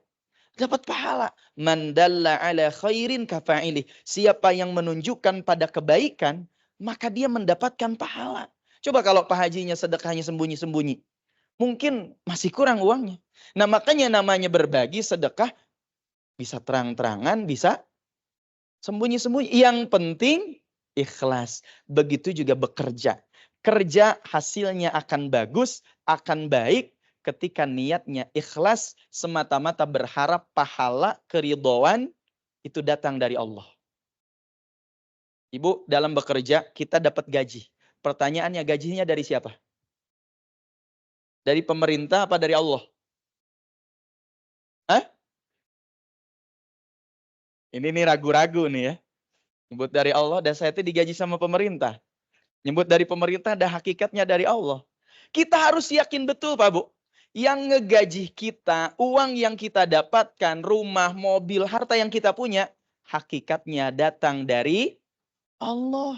Kalau Allah gak ngizinkan, gak bisa. Saya sering sampaikan begini, orang Indonesia ini ada yang, jadi banyak orang bilang begini, usaha tidak akan mengkhianati hasil. Ya, padahal sebetulnya banyak usaha itu mengkhianati hasil. Banyak usaha itu. Saya tidak sepakat ketika ada orang bilang usaha tidak akan mengkhianati hasil. Yang namanya usaha kadang-kadang mengkhianati hasil. Orang Indonesia ini ada yang bekerja 8 jam, Pak. Ada yang bekerja 12 jam. Bahkan ada yang bekerja usaha buka toko 24 jam. Tapi pertanyaannya, apakah orang yang buka tokonya 24 jam, duitnya lebih banyak daripada yang kerjanya 8 jam? Begitu gak? Tidak kan? Ada orang yang kerja 12 jam, tapi pas dapat gaji gajinya kecil. Banyak. Tapi ada yang bekerja, dalam 1 tahun dia bekerja cuma 1 bulan. Tapi hasil bekerja 1 bulannya bisa mencukupi kebutuhan hidupnya selama 1 tahun. Ada tidak? Ada. Berarti kalau begitu, yang namanya ikhtiar, yang namanya usaha, kadang-kadang mengkhianati hasil. Terus apa Ustadz yang tidak mengkhianati hasil? Saya sampaikan, yang tidak mengkhianati hasil itu doa.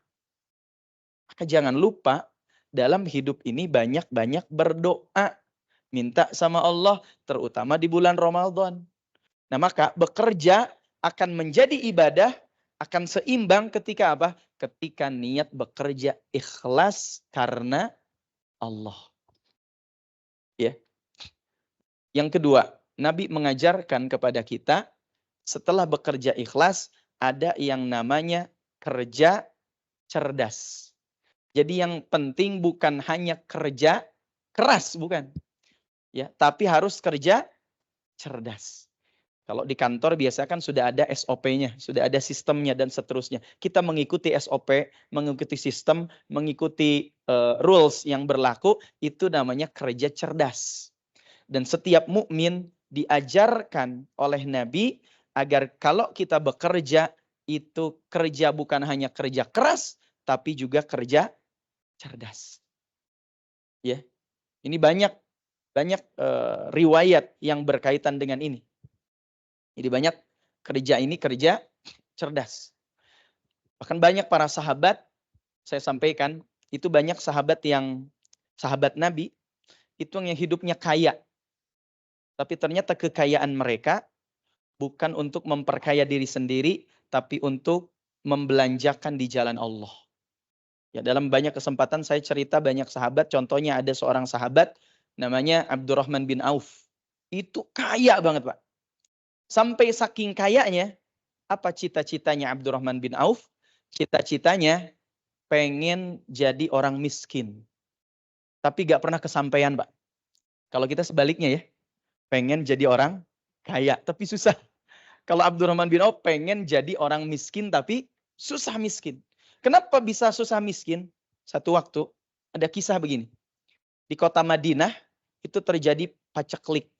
Sampai buah kurma yang dimiliki oleh para sahabat semuanya busuk.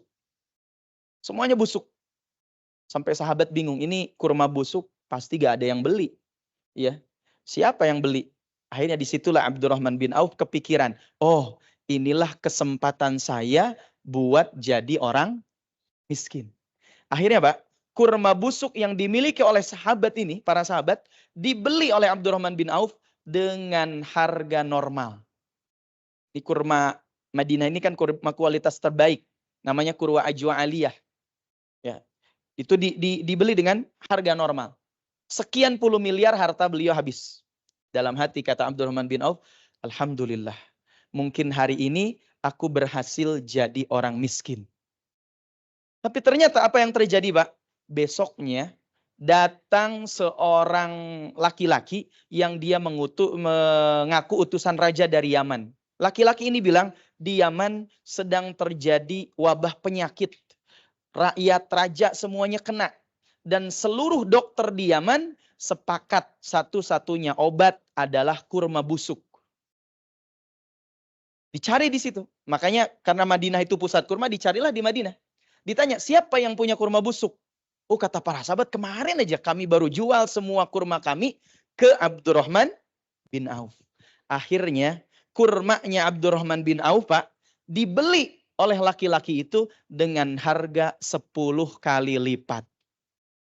Pertanyaannya tadi dia bilang jadi orang miskin. Ya, jadi gak jadi orang miskinnya? Gak jadi, bukan malah miskin, malah tambah kaya. Ini bekerja, Pak. Ya, dia bekerja apa? Cerdas. Abdurrahman bin Auf itu bukan hanya bekerja keras, tapi bekerja cerdas. Makanya ketika datang ke kota Madinah, Abdurrahman bin Auf ditawari oleh beberapa sahabat, mau gak saya kasih modal? Mau gak saya kasih ini, kasih itu? Abdurrahman bin Auf nggak bilang begitu. Tapi beliau bilang apa? Dullani ala suq. Coba tunjukkan kepadaku di mana pasar. Ternyata, ya kalau kita belajar bisnis kan, ya salah satu hal penting agar kita menjadi pengusaha sukses bukan hanya memperhatikan produk, tapi perhatikan siapa pasarnya. Dan ini yang dikatakan oleh Abdurrahman bin Auf. Dullani ala suq. Coba tunjukkan kepadaku di mana pasar. Ya. Nah maka satu, kerja apa tadi? Ikhlas. Dua, kerja cerdas. Yang ketiga, ya, ini salah satu hal yang penting juga adalah kerja tuntas. Ya, dalam Islam kita tidak boleh mengerjakan sesuatu itu sekedarnya. Mohon maaf, hanya sekedar menggugurkan kewajiban, tapi harus totalitas, harus tuntas. Ya, harus totalitas, harus tuntas. Baik dalam bekerja atau dalam ibadah. Baik dalam bekerja atau dalam ibadah. Kita kadang-kadang, mohon maaf, banyak di antara kita kalau bekerja, kalau ibadah, kadang-kadang hanya menggugurkan kewajiban. Ah, sudah selesai, tenang, gitu kan.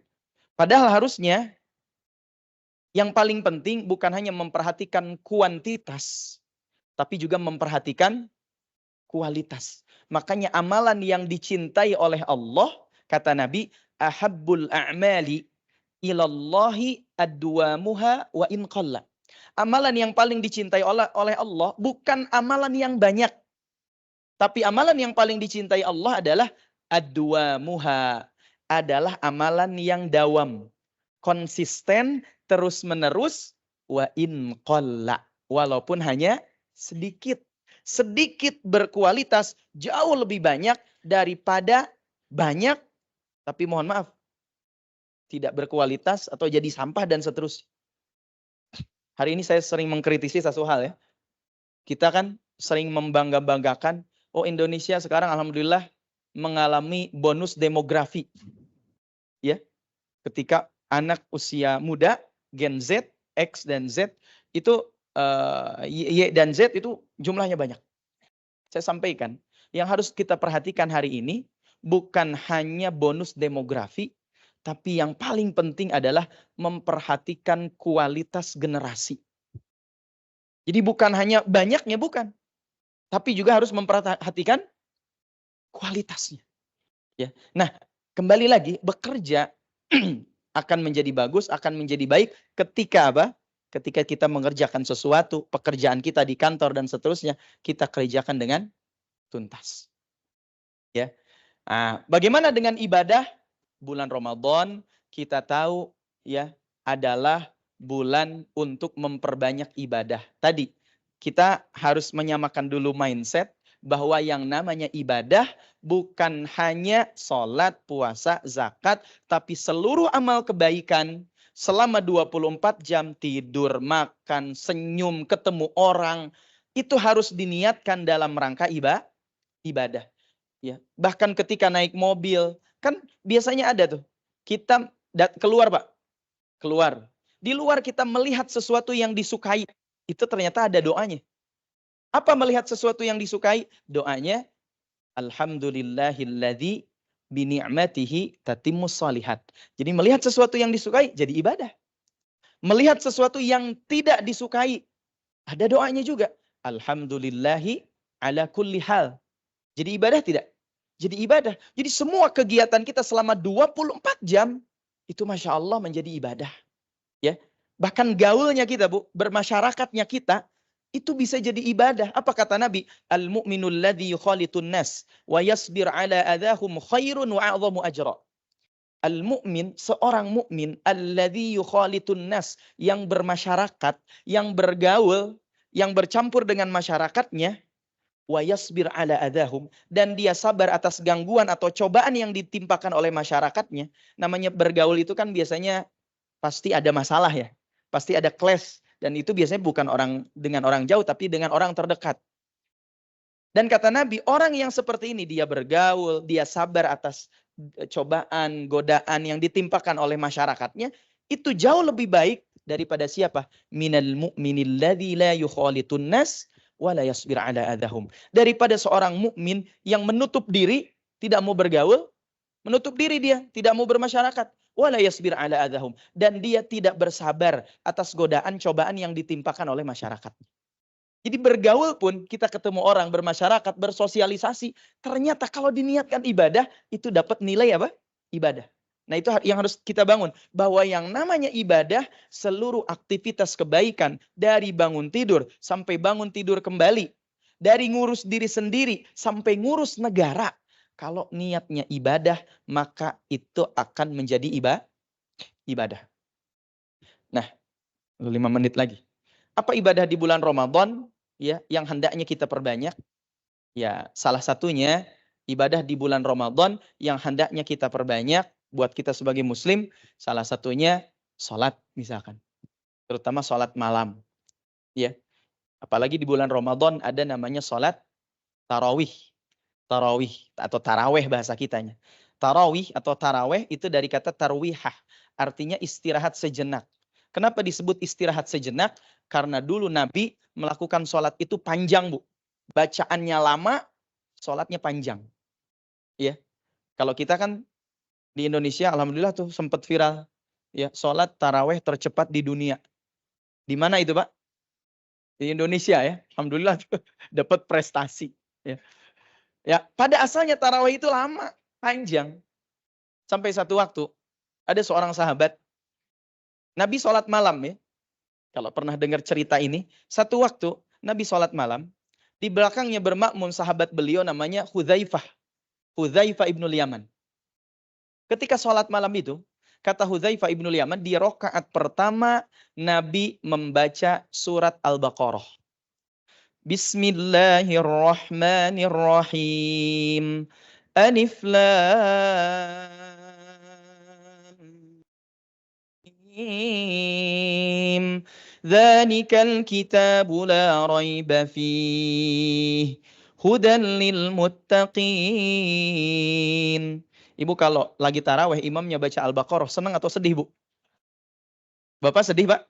Sedih apa senang, Pak? Sedih ya? Ya. Imamnya baca Yasin, senang apa sedih, Pak? Sedih itu. Jangan-jangan langsung masjidnya di blacklist tuh. Ini masjid sesat kayaknya nih. Ya. Beda kalau imamnya baca Qul huwallahu ahad. Senang atau sedih? Senang itu. Repeat order biasanya. Ya. Besok-besok sholat di masjid ini lagi. Nah Nabi ketika sholat malam itu Pak, bacanya Al-Baqarah. Sampai kata Huzaifah ibnul Yaman, sampai masuk ayat 100. Ketika sudah 100 ayat, kata Huzaifah, ini pasti Nabi ruku nih. Ternyata setelah 100 ayat Al-Baqarah, Nabi tidak ruku. Tapi Nabi melanjutkan sampai akhir surat Al-Baqarah. Ini baru rakaat pertama. فانصرنا على القوم الكافرين. Dalam hati Huzaifah, pasti Nabi akan ruku. Ternyata selesai Al-Baqarah, Nabi tidak ruku, Pak. Nabi melanjutkan bacaannya ke surat Ali Imran. Berapa ayat, Pak? Sampai selesai, Bu. 200 ayat. Akhir Ali Imran itu, يا أيها الذين آمنوا اصبروا وصابروا ورابطوا واتقوا الله لعلكم تفلحون. Selesai Ali Imran, kata Huzaifah pasti Nabi ruku. Ternyata Nabi gak ruku juga, Pak. Nabi melanjutkan bacaannya ke surat An-Nisa. Berapa ayat? Sampai akhir ayat. Setelah selesai An-Nisa baru Nabi ruku, dan lamanya ruku Nabi sama dengan lamanya ketika beliau berdiri. Pertanyaannya, kalau sholat taraweh kayak gitu kuat gak, Bu? Oh, besok-besok Ibu langsung ke IGD itu. Gak kuat. Jangankan sholatnya, ngebayanginnya aja gak kuat. Makanya disebut dengan sholat tarawih. Tarawih itu sholat yang banyak istirahatnya. Kenapa? Saking lamanya, saking panjangnya. Mohon maaf, bukan lomba sholat. Bukan. Ya. Sampai ketika mau sholat witir, Ummul Mukminin Aisyah bertanya, Ya Rasulullah, atanamu qabla an tutira. Wahai Rasulullah, apakah matamu tidur sebelum sholat witir? Kata Nabi, inna ainayya tanaman wala anamu qalbi. Sesungguhnya kedua mataku tidur kalau mau sholat witir itu, wala anamu qalbi. Tapi hatiku tidak pernah tidur. Itulah bedanya Nabi dengan kita. Kalau kita lagi sholat taraweh, matanya melek, hatinya tidur. Iya kan? Makanya kadang-kadang lupa, ini rakaat keberapa taraweh kok berasa lama. Saya pernah satu waktu di satu masjid, Pak. Wallahi. Di satu masjid saya baca ayat tentang haji. Laisa alaikum junahun an tabtaghu fadlan min rabbikum fa idza afadtum min arafatin fadhkurullaha indal masy'aril haram wadhkuruhu kama hadakum wa in kuntum min qablihi laminad dhallin. Di belakang amin. Padahal itu bukan surat Al-Fatihah, ya. Pas saya salam ke belakang, Assalamualaikum warahmatullahi wabarakatuh. Assalamualaikum warahmatullahi wabarakatuh. Ternyata ada kakek-kakek berlima itu. Yang ketika saya ngucapin dolin, itu dia bilang, amin. Saya bilang dalam hati, mungkin baru pensiun ini. Itu matanya terbuka, hatinya apa? Tidur. Itu bedanya kita dengan Nabi, ya. Kalau Nabi kadang-kadang mata tidur, hati enggak. Kalau kita, mata terbuka, hati tidur. Ini pun kan di sini fisiknya kadang-kadang ada di sini, betul, Bu? Tapi ruhnya lagi survei tukang takjil nih. Apa nih, makan mie golosor, apa korma, apa gorengan? Takjilnya belum udah. Ya, nanti ditanya, tadi hasil pengajiannya apa? Masya Allah deh. Apa hasilnya? Wallahu a'lam bishawab. Ibadah ya, salat malam ya. Apalagi misalkan di 10 hari terakhir kalau memang ada waktunya bisa, maka silahkan beriktikaf ya. Maka terakhir sudah jam 3 ya, kalau kita bicara tentang menyeimbangkan antara bekerja dan beribadah, saya sampaikan bahwa bekerja adalah bagian dari ibadah jika kita niatnya benar, kerjanya ikhlas, kerjanya cerdas, dan kerjanya tuntas, serta diniatkan semata-mata untuk Allah. Dan di dalam bekerja, jangan lupa juga mengerjakan ibadah-ibadah yang berupa hubungan kita dengan Allah. Karena orang yang kalau hati kita pengen bersih, dekati Allah. Kalau hati kita pengen bersih, pengen bagus, ya kita dekat dengan Allah, maka insya Allah hati kita semakin bersih. Nah, itu yang paling penting. Maka saya doakan semuanya Bapak Ibu yang hadir di sini senantiasa diberikan kesehatan oleh Allah, ya, dipanjangkan usianya, ya, anak-anaknya, keluarganya dijadikan anak-anak yang saleh dan salehah, ya, dan semuanya kita bekerja niatkan semata-mata karena mendapatkan keridhaan pahala dari Allah, bukan hanya sekedar menggugurkan kewajiban. Mungkin itu yang bisa saya sampaikan. Karena kalau tidak salah panitia menyampaikan sampai jam 3 katanya. Nah, dan ini sudah jam 3. Mungkin dicukupkan. Jika ada perkataan, penyampaian yang salah, yang keliru, semata-mata kebodohan saya pribadi. Dan kita yakini al-haqqu min rabbik fala takunanna minal mumtarin. Kebenaran hakiki datangnya dari Allah subhanahu wa ta'ala. Aqulu qawli hadza fastaghfirullah li wa lakum. Thumma assalamu alaikum warahmatullahi wabarakatuh.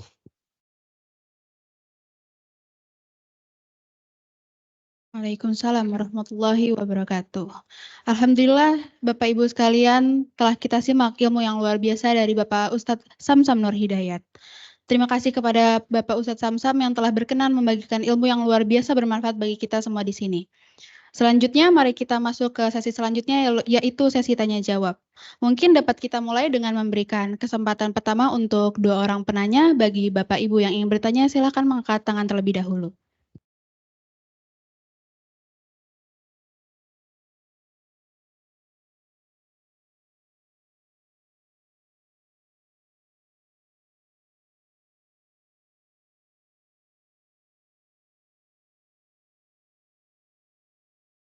Assalamualaikum Pak Ustadz. Waalaikumsalam warahmatullahi wabarakatuh. Mohon maaf, rekan saya Arif, Bapak. Rekan-rekan saya semua di sini, Pak. Dan juga saya mau sedikit informasi dari Bapak. Tadi di awal tausiah, Pak Ustadz menyampaikan bahwa kita harus selalu bersyukur apabila mendapatkan kelapangan dan bersabar apabila mendapatkan ujian. Dan juga tadi Ustadz menyampaikan bahwa kita harus tetap mempunyai rasa bahwa kita waspada. Kita dalam kelapangan pun itu adalah ujian. Nah, kalau kita selalu melihat kelapangan kita dapat rezeki itu ujian, itu suatu kelapangan ujian. Terus kapan bersyukurnya, Bapak? Itu saja. Terima kasih. Iya, maksudnya ujian dalam bentuk kesempitan ya. Maksudnya ketika ini dapat ujian, ujiannya maksudnya ujian kesempitan gitu. Kalau pas ujian kesempitan kita bersabar kan ya. Terus tadi kalau Bapak Ustadz sampaikan kita mendapatkan uang 500.000, ini kan syukur. Seharusnya kan kalau kita biasanya menganggap suatu kelapangan ya.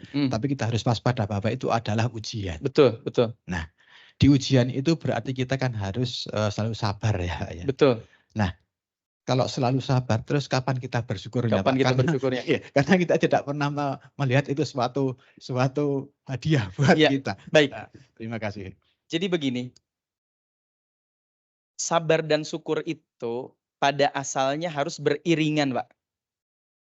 Kita nih harus bersabar, di sisi lain juga harus bersyukur.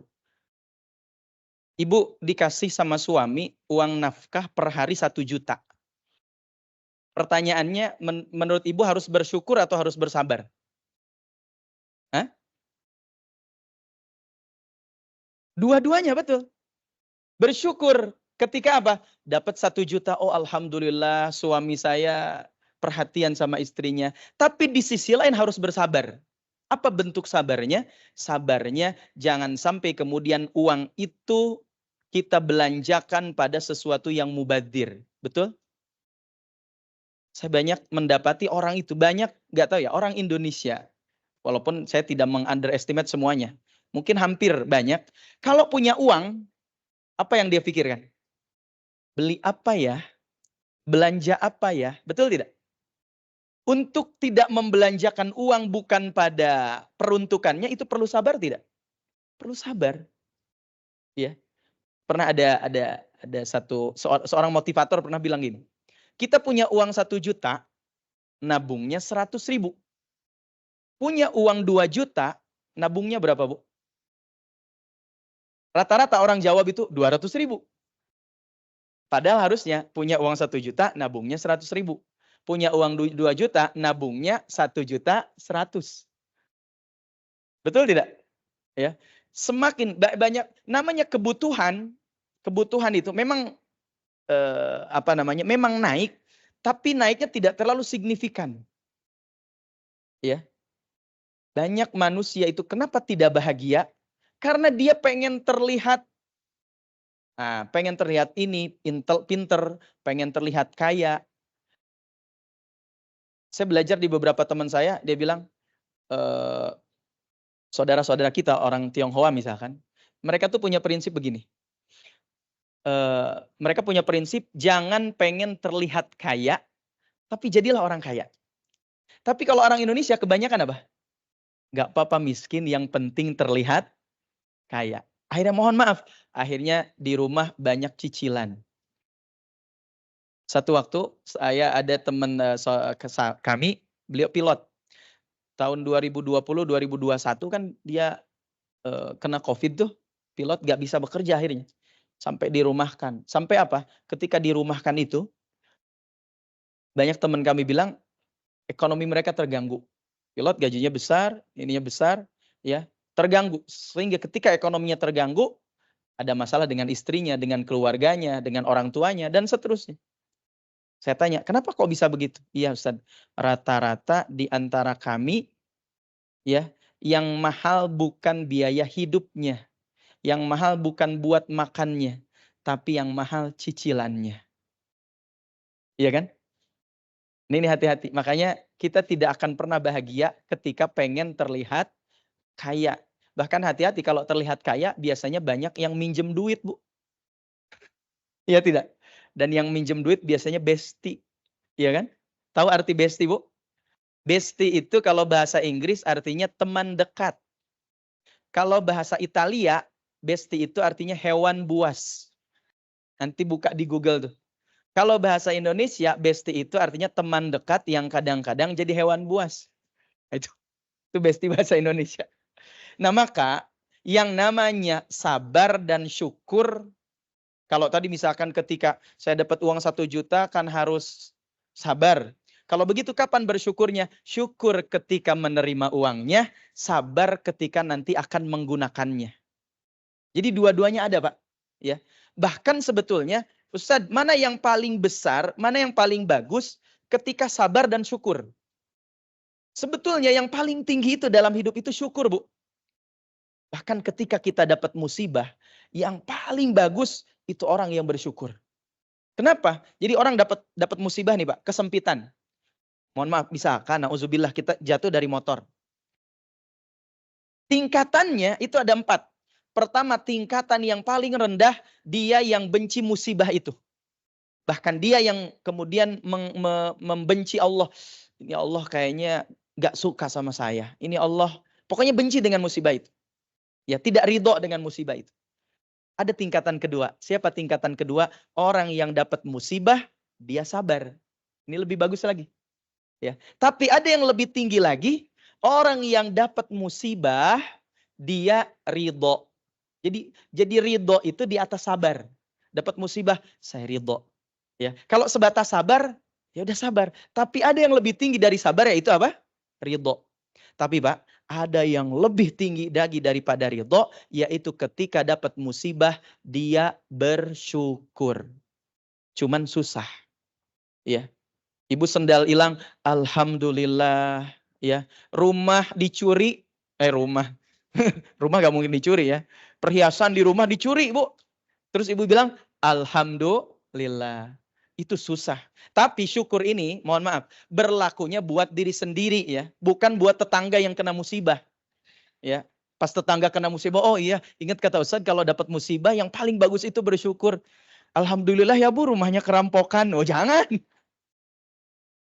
Berlakunya buat diri sendiri ya. Buat diri sendiri. Nah justru ketika dapat musibah pun, yang lebih baik itu adalah orang yang bersyukur. Sedikit saya cerita. Ini kisah nyata. Di zaman ulama, di zaman dulu Pak. Dulu ada kisahnya begini. Ada seorang raja dan seorang menteri. Atau penasehat lah. Raja sama menteri. Menteri ini apapun yang terjadi suka bilang begini. la'allahu khair insyaallah. Apa artinya? Insyaallah ini baik. Kata menteri itu. Apapun yang terjadi, si menteri itu suka bilang insyaallah ini baik. Sampai satu waktu sang raja kena musibah. Apa musibahnya? Dia ketika latihan pedang, tangannya putus, Pak. Kena pedang itu, putus.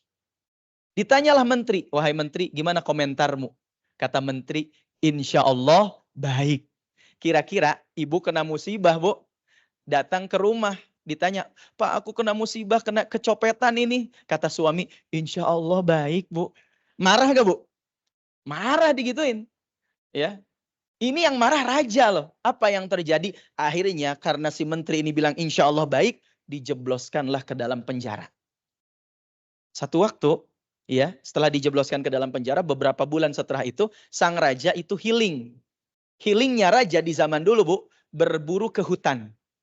Ternyata hutan itu dikuasai oleh sekelompok manusia yang suka mempersembahkan manusia lain sebagai tumbal untuk dewa mereka. Ya, datanglah ke situ. Ya, ternyata akhirnya si raja ini ditangkap sama pengawalnya, beberapa pengawalnya ditangkap itu. Ya, dan kebetulan hari itu hari di mana persembahan untuk dewa mereka. Dan kata pimpinannya, kata kepala sukunya, cari orang yang paling sempurna fisiknya, yang paling bagus, yang paling glowing. Tahu glowing, Bu? Bahasa Sundanya hinyai. Ya kan? Kan ibu-ibu pengen glowing katanya. Berarti pengen hinyai, kinclong. Dicari tuh, ya. Akhirnya ditata satu-satu, lihat pengawal. Ini namanya pengawal kan mungkin sering perang ya. Ini memburik semua katanya. Satu-satunya yang wajahnya paling mulus, badannya paling bagus siapa? Raja. Diceklah, ya. Pas dicek jarinya, ternyata jarinya apa tadi? Putus. Kata orang yang mau menjadikan tumbal sang raja itu, ini jarinya putus. Kalau putus gak bisa. Ini orang ini gak sempurna. Udah bebaskan aja mereka. Akhirnya, Bu, karena jarinya putus itu semuanya dibebaskan. Teringatlah sang raja. Oh, inilah mungkin yang dikatakan sang menteri, insya Allah baik. Takdir Allah gak ada yang buruk. Baik gitu. Ya. Akhirnya pulanglah ke kerajaan. Dia laporan sama menteri. Menteri, ternyata apa yang engkau katakan itu benar. Insya Allah baik. Ya, seandainya aku tidak putus, mungkin aku sudah jadi tumbal. Terus aku masukkan dirimu ke dalam penjara. Bagaimana pendapatmu selama berbulan-bulan? Kata menteri, insya Allah baik. Masuk penjara ini baik. Kenapa begitu? Karena seandainya kalau aku tidak masuk penjara, aku pasti ikut berburu. Ya. Kalau aku berburu, engkau tidak sempurna, aku yang paling sempurna. Maka aku yang akan jadi tumbal. Makanya masuk penjara adalah baik. Maka dalam Al-Quran disebutkan, asa an takrahu syai'an wa huwa khairul lakum wa asa an tuhibbu syai'an wa huwa syarrul lakum wallahu ya'lamu wa antum la ta'lamun. Boleh jadi kamu membenci sesuatu padahal itu baik menurut Allah, dan boleh jadi kamu cinta sesuatu padahal itu buruk menurut Allah. Wallahu ya'lamu wa antum la ta'lamun. Allah Maha tahu, kita nggak tahu apa-apa. Nah itu ya, maka namanya sabar dan syukur harus beriringan. Satu sisi kita sabar, satu sisi kita juga bersyukur. Bahkan ibadah yang paling tinggi tatkala kita bersyukur. Satu lagi, ketika Nabi tadi sholatnya lama, itu kaki Nabi itu bengkak-bengkak, Pak. Ditanya sama istrinya, ya Rasulullah, agofarta ma qaddamta wa ma akharta. Wahai Rasulullah, bukankah sudah diampuni dosamu yang telah lalu dan yang akan datang? Apa jawaban Nabi? Afala akunu abdan syakura. Tidakkah engkau senang ketika aku menjadi hamba Allah yang bersyukur? Maka banyaklah bersyukur, insya Allah Allah tambahkan nikmat buat kita. Allahu a'lam bishawab. Baik, terima kasih atas jawabannya Bapak Ustadz Samsam. Untuk mengingat keterbatasan waktu, mungkin kita akan melanjutkan ke agenda selanjutnya. Sebelum menutup kegiatan hari ini, kepada Bapak Ustadz Samsam, kami mohon kesediaannya untuk memimpin doa keselamatan bersama. Kepada Ustadz Samsam, kami persilahkan. Baik, Bapak Ibu sekalian yang dimuliakan Allah, mari kita sama-sama bermunajat, berdoa, memohon kepada Allah. Senantiasa Allah berikan keberkahan buat kita semua. Ya, dan senantiasa Allah berikan kesehatan, kepanjangan umur, dan seluruh aktivitas kita diberikan kelancaran dan keberkahan oleh Allah Subhanahu wa Ta'ala. Allahumma salli wa sallim wa barik ala sayyidina wa habibina wa syafi'ina wa maulana Muhammad. Salli wa sallim wa barik ala rasulillahi ajma'in. Amin ya rabbal alamin. Hamdan yuwafi ni'amahu wa yukafi mazidah. Ya Rabbana lakal hamdu wa lakal syukru kama yanbaghi li jalali wajhikal karimi wa azimi sultanik. Ya Allah, Ya Rahman, Ya Rahim, Ya Mujibas Sa'ilin. Engkau yang maha melihat ya Allah. Engkau yang maha mendengar ya Allah. Engkau yang maha tahu isi hati kami ya Allah. Ya Allah ya Rabb, ampuni dosa-dosa kami ya Allah. Ampuni kesalahan-kesalahan kami ya Allah. Tutup aib-aib kami ya Allah. Ya Allah ya Rabb, jadikan diri kami, anak-anak keturunan kami, senantiasa menjadi anak-anak keluarga yang saleh dan salehah. Ya Allah ya Rabb, jadikanlah tempat kami bekerja, tempat yang senantiasa Engkau berikan keberkahan padanya ya Allah. Tempat yang kami mendapatkan kebaikan di sana ya Allah. Allahumma inna nas'aluka salamatan fid din, wa afiyatan fil jasadi, wa ziyadatan fil ilmi, wa barakatan fil rizqi, wa taubatan qabla al maut, wa rahmatan 'inda al maut, wa maghfiratan ba'da al maut. Allahumma hawwin 'alaina fi sakaratil maut, والنجاة من النار والعفو عند الحساب. ربنا تقبل منا صيامنا وقيامنا وركوعنا وسجودنا وتلاوتنا وتخشعنا وتضرعنا وتمم تقصيرنا يا الله يا أرحم الراحمين. اللهم ادفع عنا الغلاء والوباء والفحشاء والمنكر والشدائد والسيوف المختلفة والمحن من بلدنا هذا إندونيسيا خاصة ومن كل بلدان المسلمين عامة. ربنا لا تزغ قلوبنا بعد إذ هديتنا وهب لنا من لدنك رحمة إنك أنت الوهاب. ربنا ظلمنا أنفسنا وإن لم تغفر لنا وترحمنا لنكونن من الخاسرين. ربنا آتنا في الدنيا حسنة وفي الآخرة حسنة وقنا عذاب النار بفضلك سبحان ربك رب العزة عما يصفون والسلام على المرسلين والحمد لله رب العالمين. Amin, amin ya rabbal alamin. Selanjutnya kita masuk ke agenda selanjutnya, yaitu pemberian cenderamata. Dimohon untuk kepada Kepala KPPN Bogor Ibu Asriani untuk kesediaannya dalam memberikan cenderamata kepada Ustadz Samsam.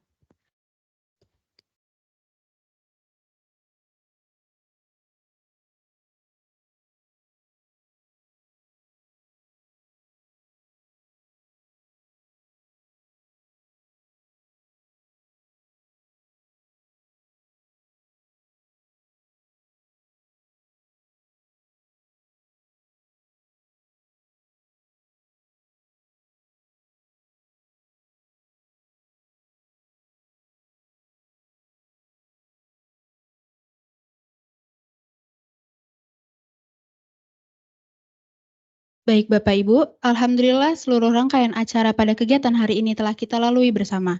Semoga ilmu terkait keseimbangan kehidup antara bekerja dan beribadah yang disampaikan oleh Bapak Ustadz Samsam dapat kita terapkan dalam keseharian kita semua. Sebelum menutup kegiatan hari ini, izinkan saya selaku pembawa acara mengucapkan terima kasih kembali kepada Bapak Ustadz Samsam sebagai pengisi kajian hari ini, dan juga kepada Ibu Astriani dan Bapak Ibu hadirin sekalian yang telah berpartisipasi aktif selama kegiatan ini berlangsung. Kami atas nama panitia mohon maaf apabila ada kekurangan dan salah kata selama kegiatan ini berlangsung. Terima kasih, sampai jumpa kembali di lain kesempatan. Akhir kata, wassalamualaikum warahmatullahi wabarakatuh.